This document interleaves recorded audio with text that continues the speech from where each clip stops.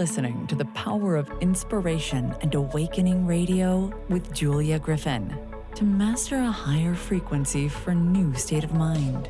Once you walked in a forest of splendor in which everything you did and everything you thought was aligned. It is possible at this time to begin to return to the old knowledge. Intuitive healer and manifestor Julia Griffin is here to talk about this unique time in history when all sentient beings, animals, plants, trees, and the earth are intent on creating this change. The wolves awakened her to the most incredible light, which opened gifts and brought knowledge that she longs to share. You are creators, and you are born to be creators of beauty, possibility, and joy. Join Julia on a journey into a beautiful and magical world where amazing possibilities exist. Let us help open the door. The Power of Inspiration and Awakening with Julia Griffin starts right now.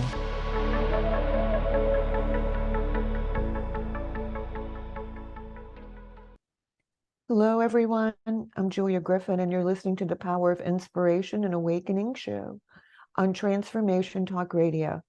Stay with us for the next hour and let us help you experience a higher vibration and a new state of mind. For those of you who aren't familiar with me, I awakened with real wolves. When I met a wolf, he talked to me just as people talk. They taught me to read the energy of the heart. I can intuitively hear plants, animals, and people, and I became an intuitive healer and a writer as a result. You can find me at onetrueself.com, O-N-E, trueself.com. I have a really special guest today. Our guest is Penelope Jean Hayes. We always have a very lively conversation, and we have a wide range of topics from the current energies, the new age, animal communication, and some of the ways that we've learned to apply energy so that everything becomes better in your life, or at least you can deal with it. So let me tell you about Penelope. She's the foremost leader in the field of contagious and osmotic energy, known as virology, and she's appeared on television hundreds of times as an expert guest, including Dr. Phil, ABC News, and internationally. In 2020, she founded the Viral Energy Institute for Personal, Interpersonal, and Planetary Wellness. She's the author of the books, The Magic of Viral Energy, An Ancient Key to Happiness, Empowerment, and Purpose. She also wrote The Likely Future, 2 volumes of spiritual advice in the coronavirus pandemic, and Do Unto Earth, It's Not Too Late, which is a spiritually environmental series. We're going to talk about some of all of this. In the meanwhile, you can find Penelope at theviralenерgyinstitute.com. Penelope, I'm so glad to have you today. Thanks, Julia. Very glad to be here with you again today. So I was going to start out a little bit about the New Age energy. I think it's apparent to everyone that it's polarizing. The negatives seem more negative and the positives seem more positive if you're awakening. So there's some things that we have to be careful of, because when the energy is polarized, if you become negative, what's going to happen? You're going to go way down. If you're awakening and you're meditating and you're in a neutral place, what's going to happen? You're going to move into the flow and things are going to fall into place. Now, if you pulled yourself out of the negative, and we're going to talk about some negative forces in just a second and how they are viral, you can't always get all the way up to your higher nature. So what do you do when you can't do that? You have to work on becoming neutral, pulling yourself out of a state of reaction. As soon as that happens, you can think of what's good and beautiful. Like right now, the sun is out. It's Georgia, it's winter here. It's quite damp. But when the sun shines, I can see all the needles glowing on the pine trees. I can see the movement of the limbs, and I can see the green grass that's underneath the leaves. That's a way of taking myself out of where I was into a quiet, still place. I don't think most people are not aware of how much things like news, being out in public with unhappy people, going to the grocery store affects them.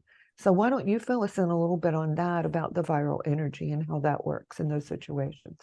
Yeah, I think that people know it because they experience it. There's a certain aspect of that we do know. We know that laughter is infectious and a bad mood can be contagious. And so in the back of our minds, maybe not even in a very conscious way, we know these things.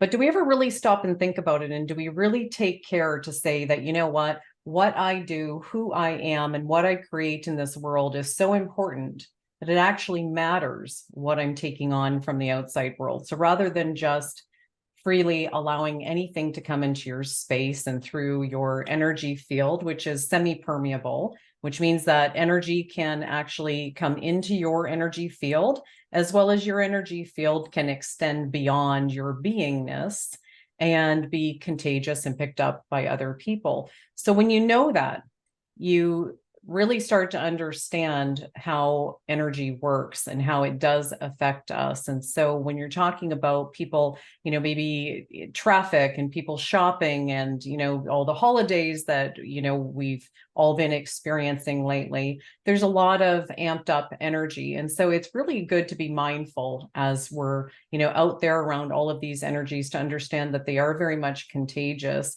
And just being mindful of it is actually the solution. So one thing I like to say is dilution is the solution to pollution.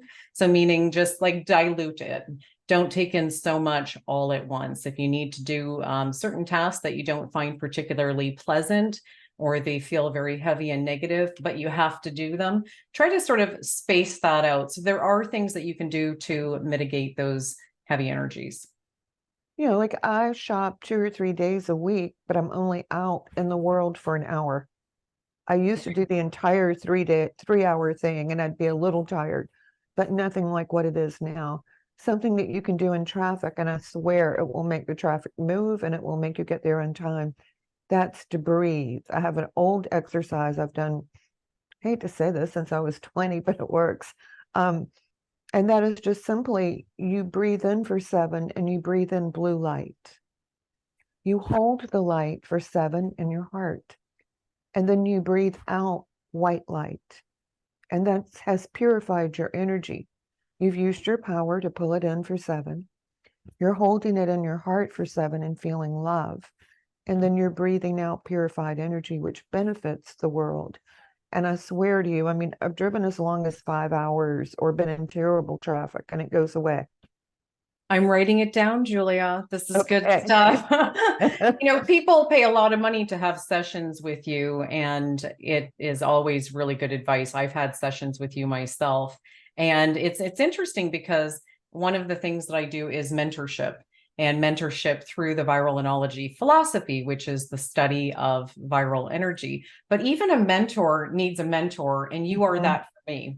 So Yeah. it's really good stuff. And I would encourage everyone to actually, try this. And I'm going to add something to it as you're talking about breathing.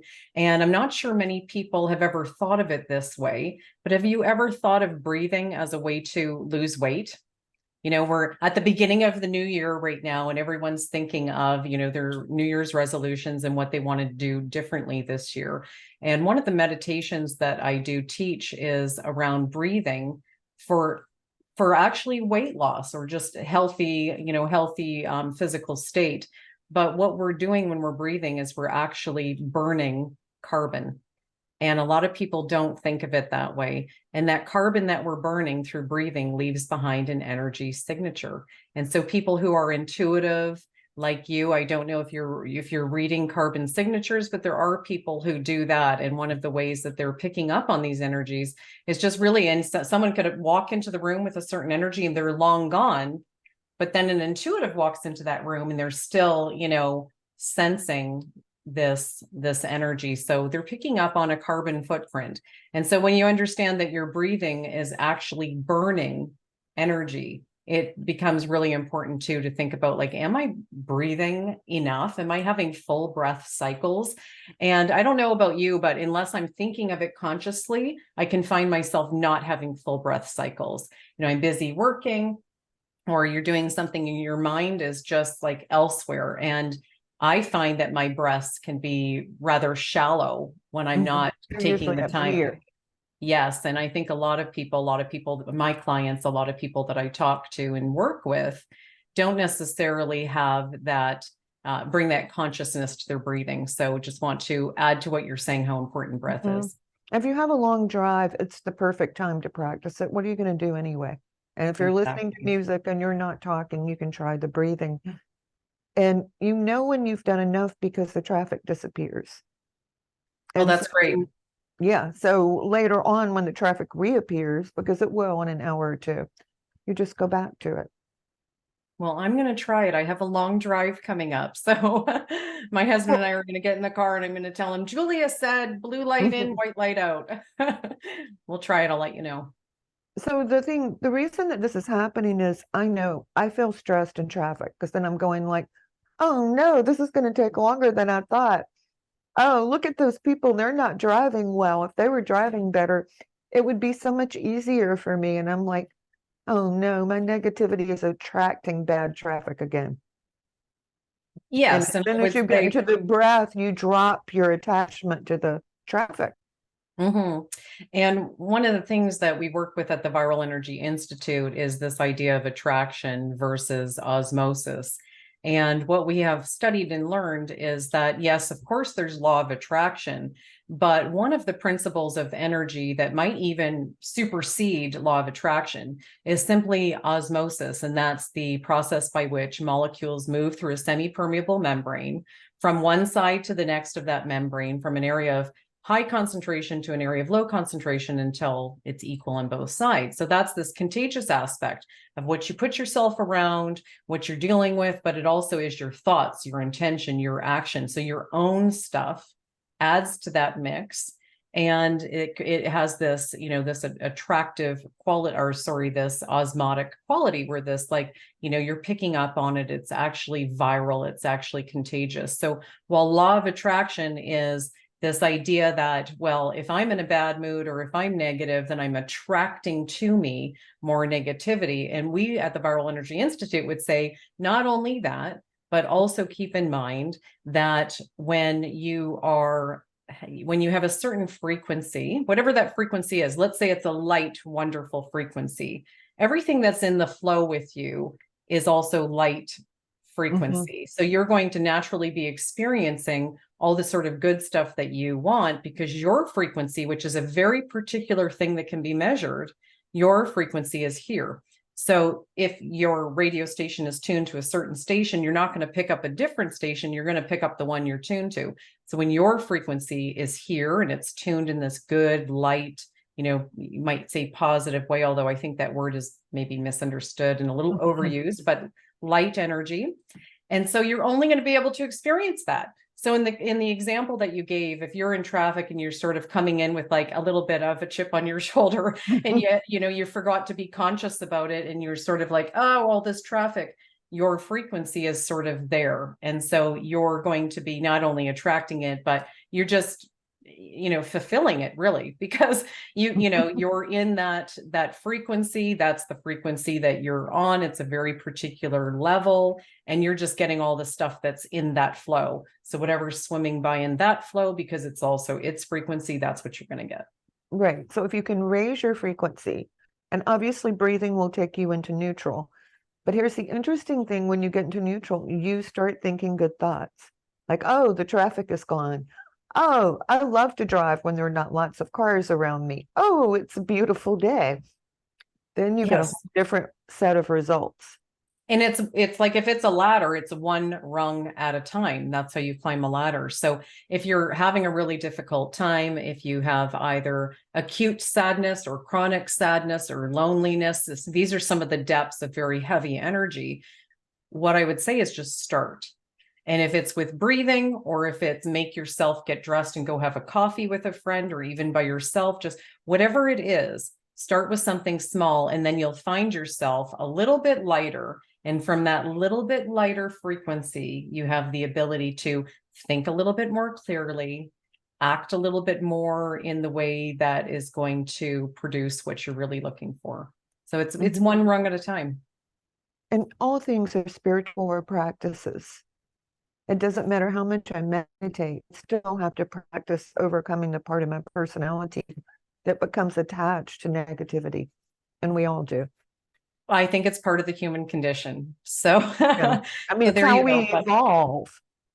And I think beyond that, if we look at Exactly. astrology, Pluto, which is subconscious and transformation, we find out eventually, if we keep working, what is the subconscious push to think and feel a certain way. And if we can say, oh, this happened when I was 7, well, that's not real anymore. I have all these other resources. I don't have to feel that way. Then we transform, which is the flip side of Pluto, because all planets are dual, like everything on this planet. But we transform above the part of ourselves that identifies with those feelings and thoughts. And it's separation from the whole too, right? So when we incarnate into this lifetime and we're born, there is this, illusion of separation from the whole, the all of the everything. We hear we're all connected. Well, it's not just a saying we're all connected. In the infinite everything, we really are all connected. And so when we incarnate into this human experience, this physicality, there is quite literally this illusion in the physical world of not seeing our connection to the all and the everything. And that leaves us with a feeling of doubt. And so we're this like little, this little oneness floating, out in the abyss of the, universe. And that's how we feel, very much separate. And so we tend to express that with these fears and these doubts. And that's the root of, all of what we're experiencing as negative. So good reminder to understand that even though sometimes it really doesn't feel like it, we really are connected to something greater than just ourselves. Oh, and that world is so magical and so huge. And I really believe all the answers are there. I think if enough of us could tune in, everything would fix itself. I really do.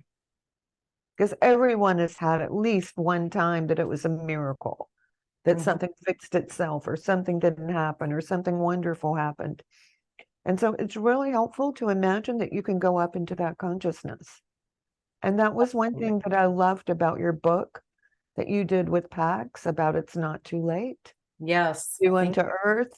Sure. Yeah. The title of that book is Due Unto Earth, and it did go to #1 bestseller on Amazon. So it's a very popular book, and it's one of my 2 favorite books that I've written. It really is a great book. And this is a book just full of wisdom from the spirit energy packs. So if anyone in the audience has ever heard of Abraham, the spirit group, or the Conversations with God series by Neil Donald Walsh, and he refers to it as God. In our book, Pax has identified themselves as Pax because it means peace, but really it's just what it is an energy, a collective in that all and everything. And there is an intuitive, she's not a medium, she is a channeler who I met and got to know. And she was wanting to be part of what we're doing at the Viral Energy Institute. And she channels Pax. And so we wrote Due Unto Earth together, which is a quite sizable book, so much so that the publisher loved it so much. And it was this really a how-to about absolutely everything, Julia, because in the book, so I'm a journalist, and my background being on television, 5 years on camera with ABC News, I ask questions, and I'm a journalist, and I'm a journalist for the Huffington Post. And so one of my fortes is to ask questions and ask deep questions and sort of know the follow-up questions. And so perhaps that's why I was, chosen for this project. And Carol, the channeler, brought her talent, and she goes into a completely unconscious state when she's channeling. So she really doesn't even know, what's coming out. So I would ask the questions, and then the answers would come back directly from Pax.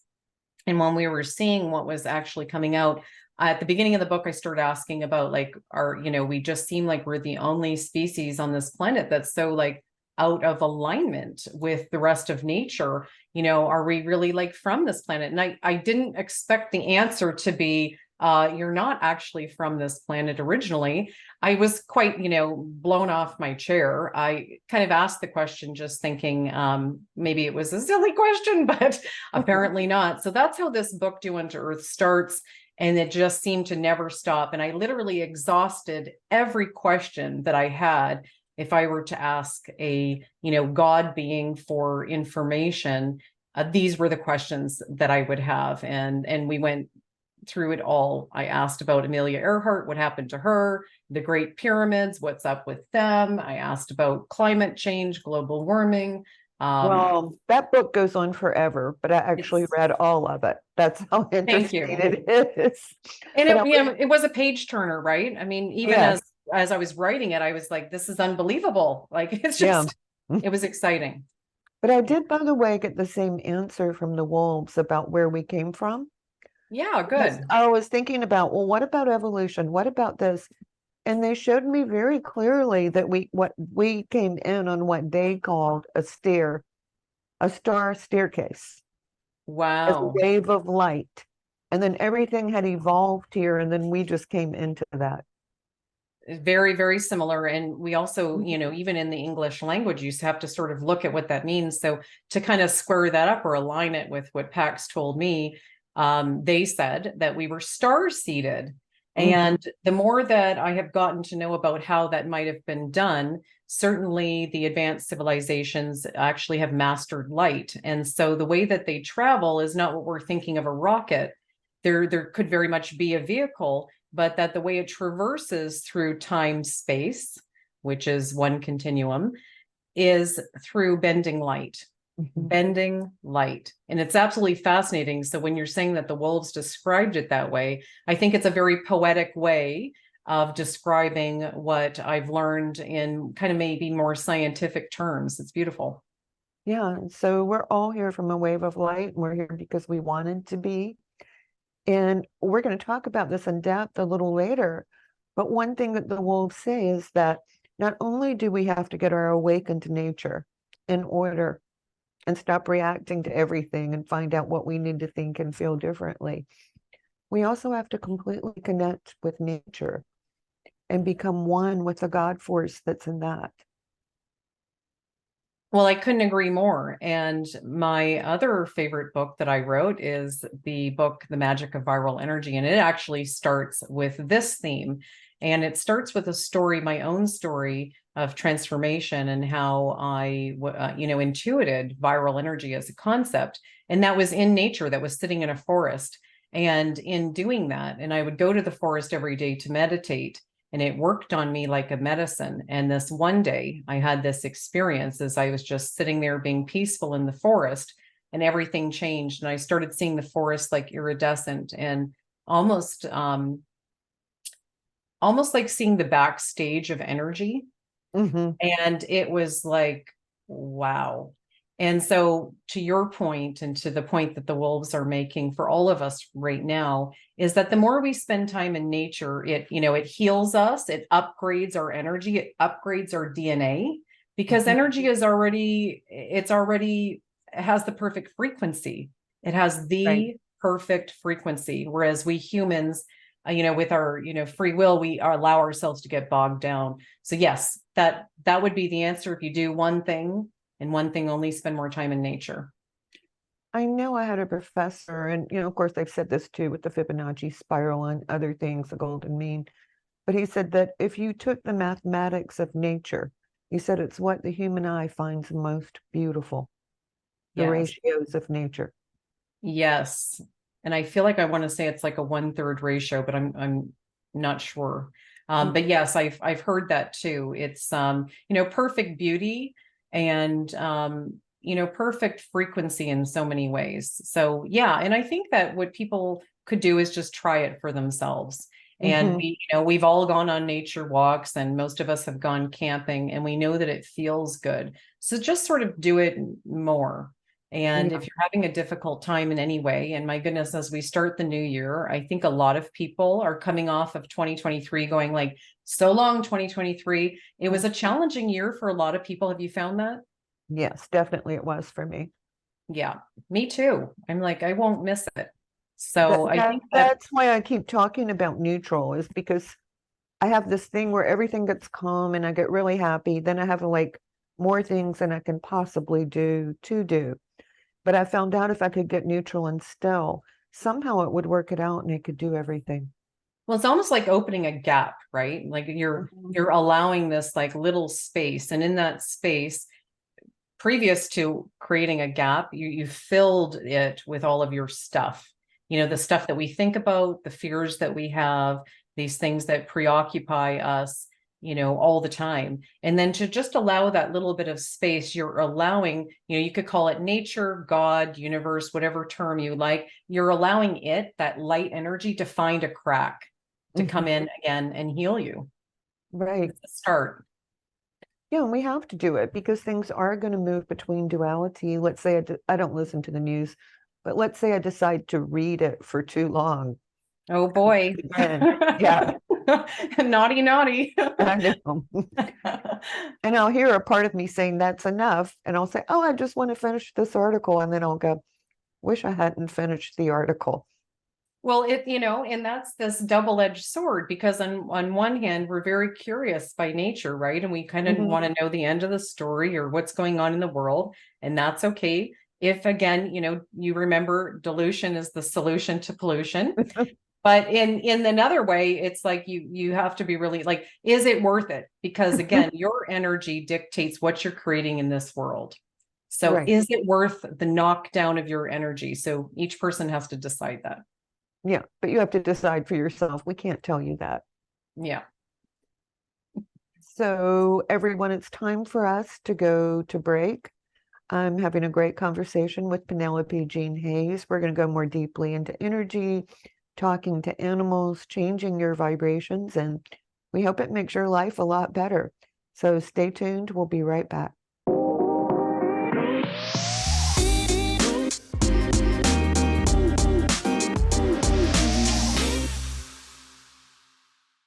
Hello, everyone. I'm Julia Griffin at OneTrueSelf.com, and I'm honored to talk today with Penelope Jean Hayes.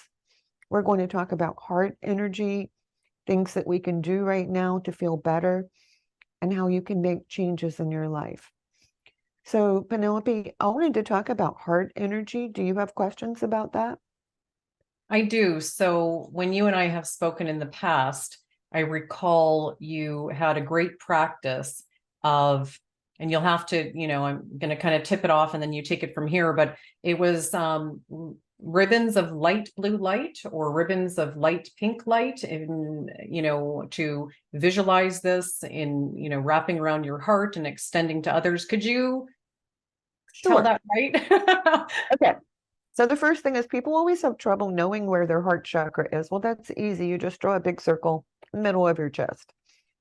And you just allow like a ray of pink light to come into the particles of your heart and your heart chakra.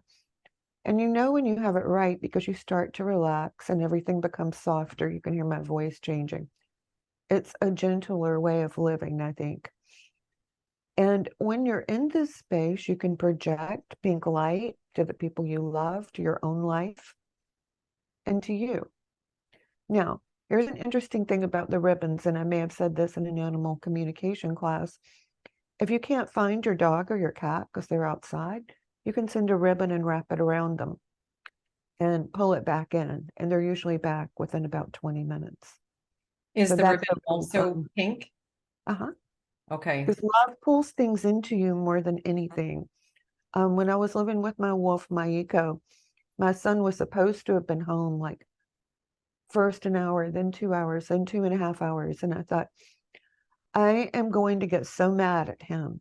I'm going to make it so he will never do this again. And my wolf said, if you ever want him to come home, you had better think about how much you love him and all the things that are good about him. And she Wow. looked at me and I started thinking about that. And he came home 10 minutes later. Of course, I called all of his friends and mothers. They had been playing in a subdivision where they were just beginning to build, and it was huge. And he had told everyone he would catch up with them later. He got lost in the subdivision. And so that's why it took him so long to get home. But he said, all of a sudden, he said, I thought, she's going to be mad at me. But he said, then it was really warm and I could feel how much you loved me. And he Oh said, my then I goodness. remembered the way home. Yeah, I'm getting goosebumps over that. Yeah, So- well, and it's attraction. No, that is the law of attraction. That is a perfect example of attraction. So you could have projected your, anger, which is a heavy energy, and that Or would have been fear. repelling. It would have been like two magnets with the wrong side, and it just pushes away. Right. Or you're projecting in this case. Or he's never going to come home. What's happened to him? Right. Oh, wow. Good stuff. Yeah. Powerful. So I want to ask you about the wolves and your communication with wolves, and then how that extrapolates to communicating with other animals and pets, because you and I have known each other for a number of years now. And I have not only done a number of podcasts with you, but I've had sessions with you and have enjoyed your profession. And still, I want to hear it again. Okay. I want to sort of hear like how it all started and what exactly you do and how you do it. Well, first of all, I dreamed of a spirit wolf between 3 and 4 in the morning, which that is the shaman's hour. A very vivid or magical dream during that hour is considered to be real in the magical world. So then on the full moon, my ex-husband, but he was my husband then, said a friend of his had 2 wolves. Did I want to go see them? And I'd always been afraid of wolves, but I couldn't help it. Something in me was like, yes, yes. And the second I saw them, I mean, I just fell madly in love. Like a totally obsessive love. And I had to be in the pen with them. And I thought, these are wild wolves that haven't even been handled. What are you doing? And I thought, I can't stop. And it was just the most magical thing. And nature must have been is amplified maybe 30, 40 times when you're with a wolf, first of all. And second of all, they started talking to me. So I go home and they're sending me these messages. I was super into herbs and they told me where some pretty rare herbs were on the mountain. Well, guess what? They were there. They kept giving me little tips like this, but they were all true, so I couldn't discount it. So you meet the wolves and then you go home, and how do you know it's the wolves talking to you? And do you actually hear a voice? Is the voice like audible in the room to you, or it's inside your head? It's inside my head, but it's a distinctive one. Every wolf has a distinctive voice, just like all people do. And you just knew intuitively that these are the wolves that you met earlier? Mm-hmm. Well, they could show me how if they went through the woods, I was about 7 or 8 miles away, how it would only be about 2.5 miles. And I knew the And they area well showed you. enough that they showed me it was a mental picture. And Okay. then they started telling me stories like the ones I told you about the Right. star paths. Now, I had never really studied any Native American information at that point, but I can tell you that they were all just fit right in with, indigenous knowledge. Mm-hmm. Then they had to have a home. That's why this person was keeping them. And this lady that raised wolves was going to take them. And of course, I was heartbroken because I thought, well, I won't hear from them anymore. And when I went back to say goodbye, I started crying because she had already put them in her SUV. And I was so in love with them. And she looked at me and she said, I know what it is to love a wolf. She said, I have about 12 more at home. Why don't you follow me home? Oh, So wow. I did. And she had house wolves that were like the most well-behaved, nice wolves. And my children were pretty young and they were perfectly nice to them. They had perfect manners. If you said no, they didn't do it. And so then I made friends with all those wolves and they all talked to me. And they gave me a whole series of creation myths. And then over time, they taught me how to become more intuitive. Since everything they told me was accurate, if they asked me to tell a person something, I did. It was always true. Like someone might say, my wolf gets really loud at night and I'm wonderful to them. Well, maybe they weren't. Maybe they just fed Yeah, about because the them, wolves forgot told about on them. them. Yeah, The because wolves they told told you, them. no. And I mean, they could give me all these details, that I could never come up with. No, they have 2 glasses of wine and junk food before they come and feed us, things that I could never know. Right.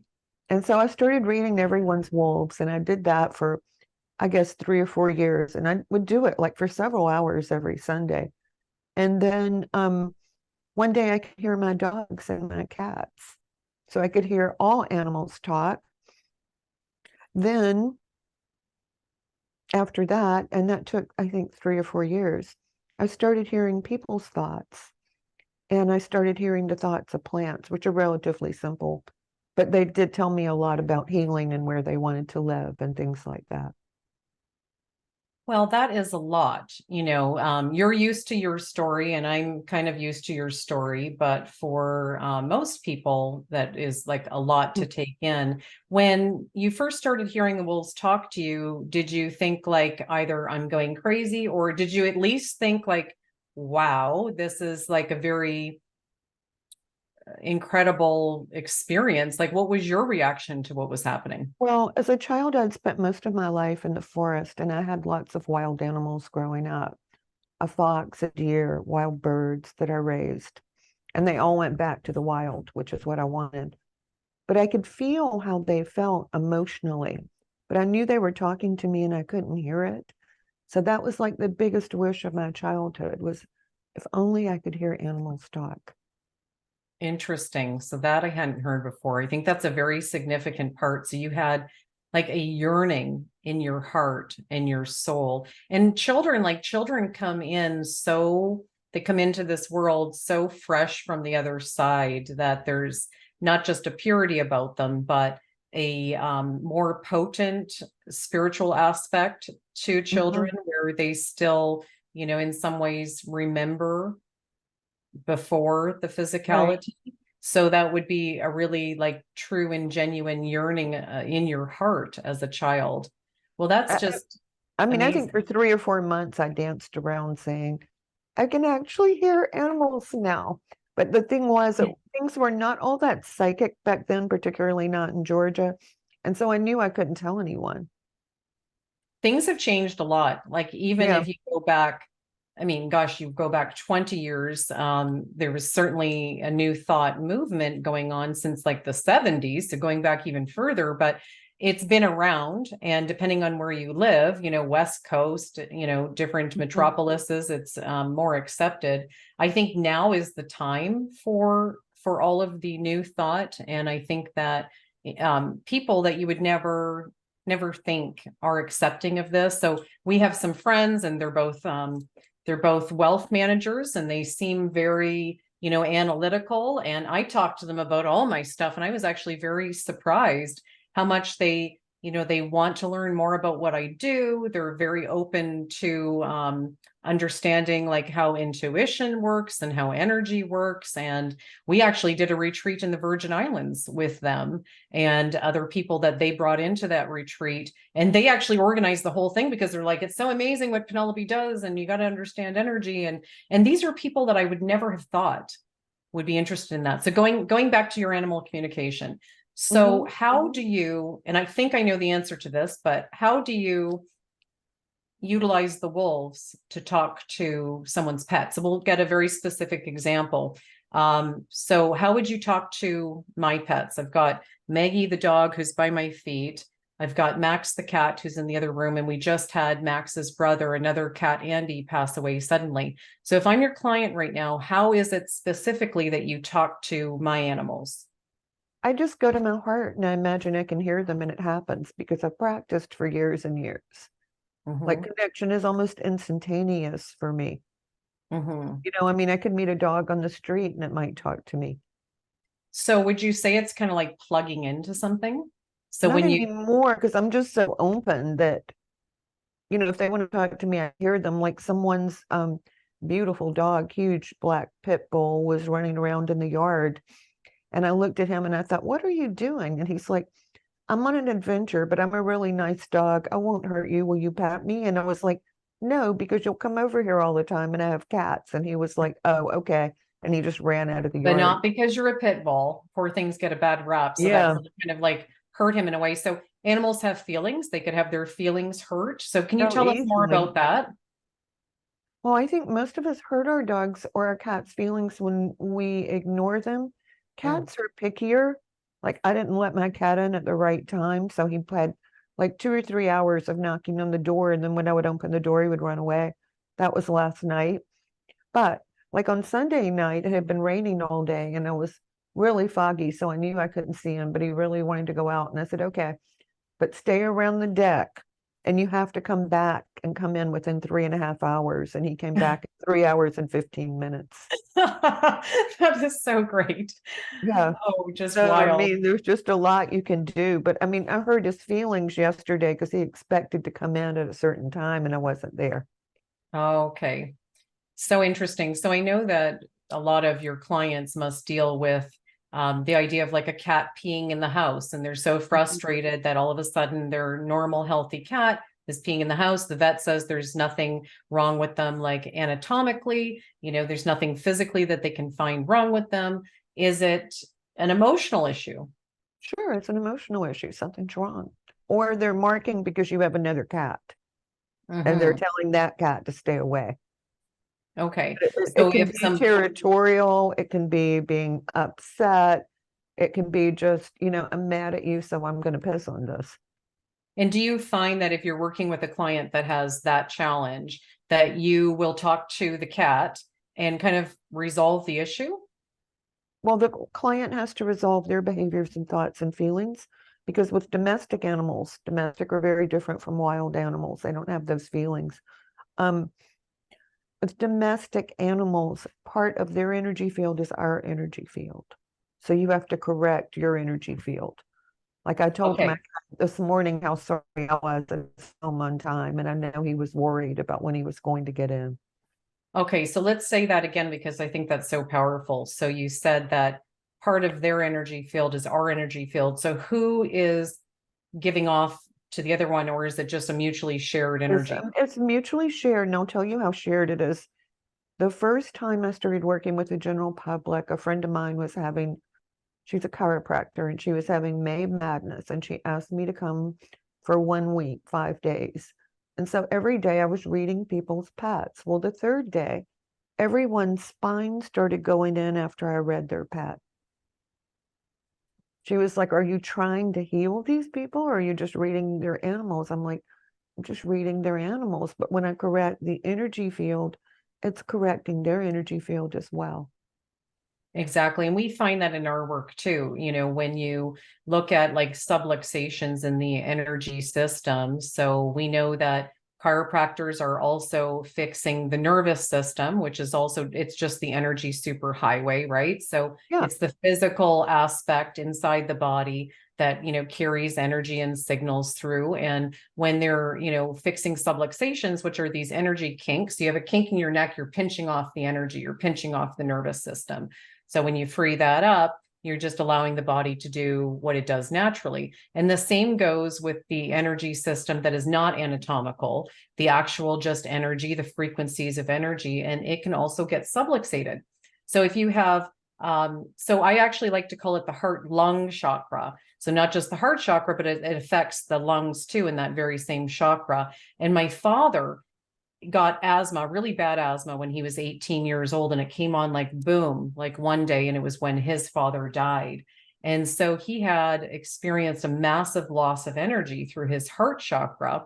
And where it manifested, that loss of energy manifested in him getting a lung disease instantly. And he struggled with that his whole life. And only when he started to clear and cry about his father for the first time, when he was well into his 60s and early 70s, he finally started dealing with that.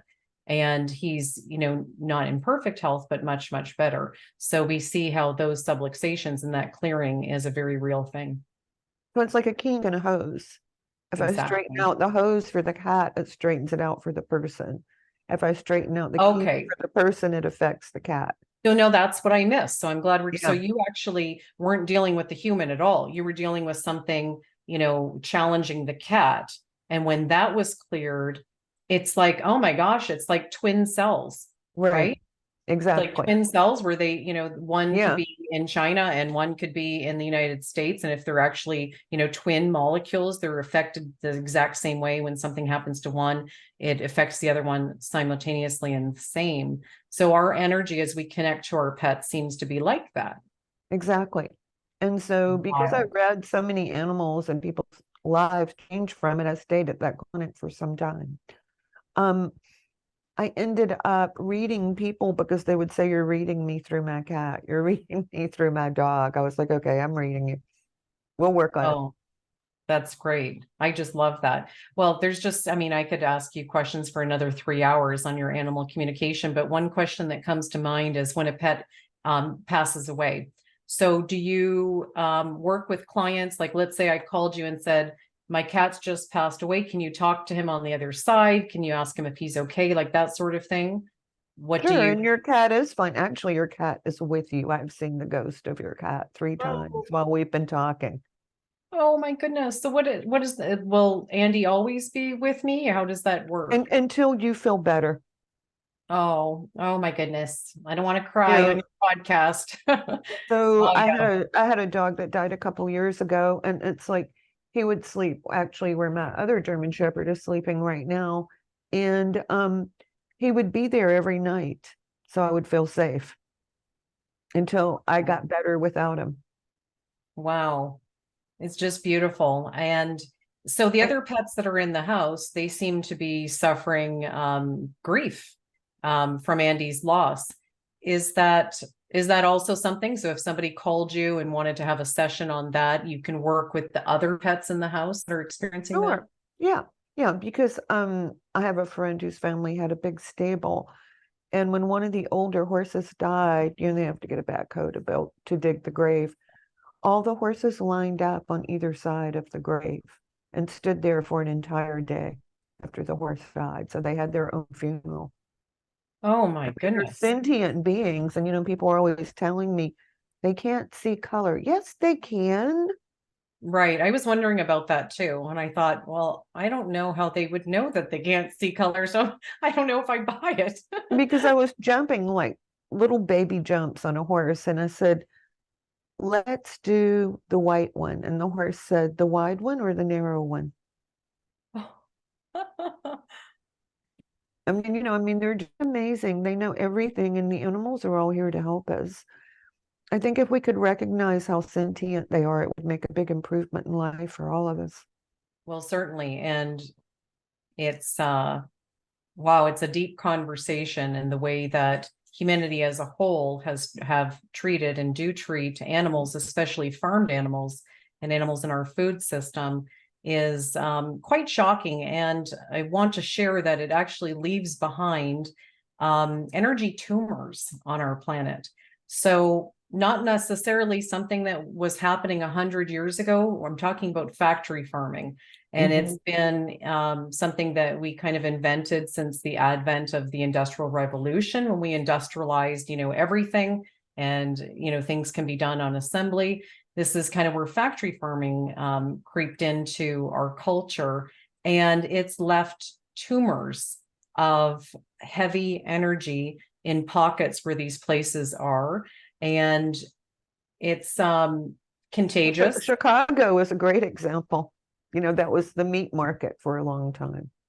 Exactly. And so, you know, we can put our thinking caps on and kind of connect the dots when there's things going on in the world. You know, there's a lot of war that we're dealing with in the world right now, and to look at what those heavy energy tumors are. So the war itself creates a negative tumor of energy. And as I said, you know, where there's any type of suffering en masse creates this mass of heavy energy, and that is contagious. Now, on the flip side, there's also masses of light energy. Mhm. So these things are always trying to balance themselves out. And you might wonder, like, who wins in the end? And it's not like a good or evil thing, it's a concentration thing. So the more concentrated energy will always win. So back to that story, this is called a callback.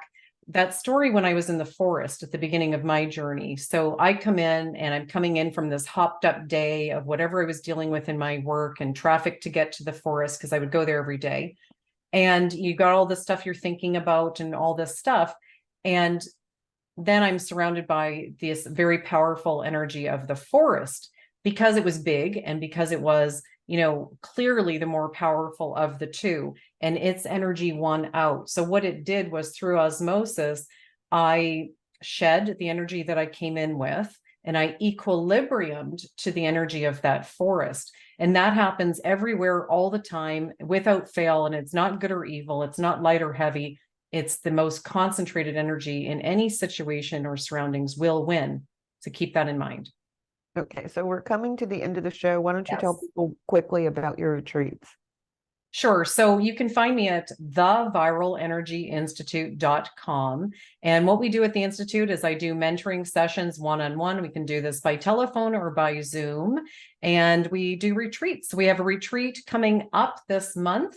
And and it's sold out, but there'll be another retreat after that. And if I have somebody contact me that, we'd love to have a retreat, we can custom make a retreat based on the dates that suit your schedule. You'd be amazed how affordable it is. So I'm located in Naples, Florida, and we have a beautiful facility. It's a 3-bedroom home. It's an estate actually on a couple of acres with a tennis and pickleball court and a swimming pool. And it's absolutely gorgeous. It's the perfect place to meditate, to sit around a campfire and talk and contemplate. And we have a whole lineup of amazing things that we do. And we work on thought, retraining your thought, and all of these modalities that will begin to elevate that frequency that we've been talking about for the last hour. So that and more. And you can find that again at theviralenergyinstitute.com. Okay, so I have some free events coming up, so people will meditate more. And you can help me modulate this wild energy that's been going on through the techniques that I'll teach you, because every single person who gets it helps. So sign up for my newsletter on my website, One True Self, onetrueself.com, and come and do it with me. You'll also find me on Facebook. You'll find many tips in my newsletter for raising your frequency. And I'm so glad to have you here with us.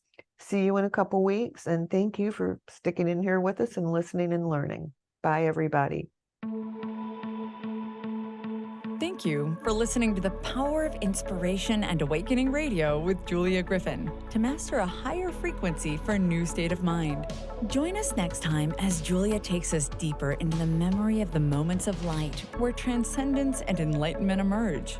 The memory of the jewel of consciousness is always lived within you, to tap into waves of energy and create huge changes by imagining the beauty of the vision and desires that are hidden in the heart. Learn to find your way back to nature, beauty, and your own heart, which holds the secrets of your existence and future. To discover more about Julia's adventures, animal communication, and the teachings she brings to every show, visit onetrueself.com. That's onetrueself.com. That's ONE, trueself.com.